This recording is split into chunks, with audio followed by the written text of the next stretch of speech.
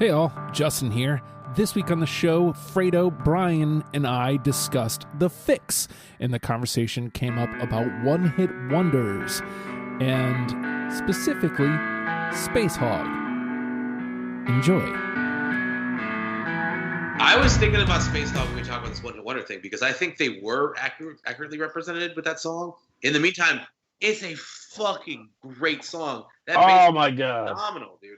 But they just didn't hit after that, and like it's unfortunate because that is what that band sounds like, and you should want to listen to that band because they're really good.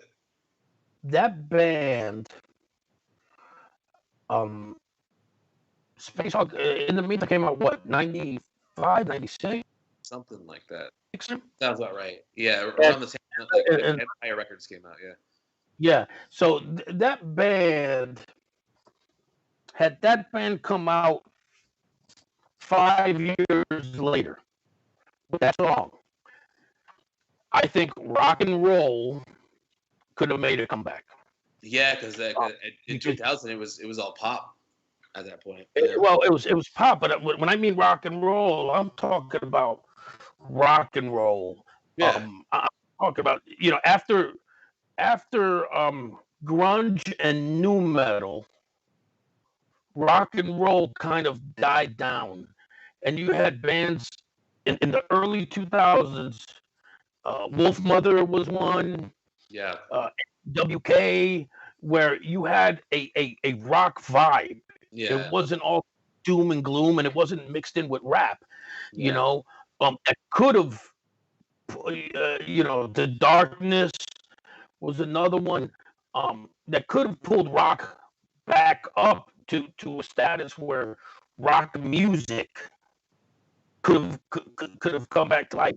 And I think had Spacehog come out in 2000 or 2001, I think it could have made a difference in the revival of rock and roll itself. I would hope for that, because the other acts you mentioned are throwback bands. Like they purposefully play music of an earlier time.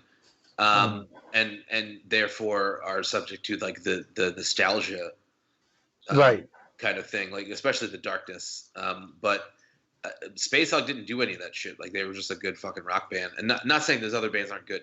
Andrew WK is fucking phenomenal, actually. Oh fuck yeah. And such a nice human being. Yeah, he's a great human being. And like his second record, The Wolf, is amazing because it's not like an 80s throwback like he did with his first record. He's an extremely talented and wonderful human being, but I usually care for nostalgia, throwback stuff, like because I already listened to it. I didn't get into Killers because I already liked Depeche Mode. You know what I'm saying? Like I already like the bands that inspired this band to make the sound, so they don't do anything for me.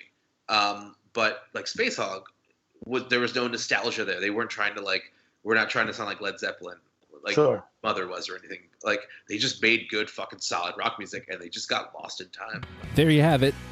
Rock and roll discussion, Spacehog discussion, a little everything. If you'd like to hear the entire discussion, it's patreon.com/ohhijustin, this week's After the Fact. And if you'd like to hear our discussion on The Fix, comes out Thursday.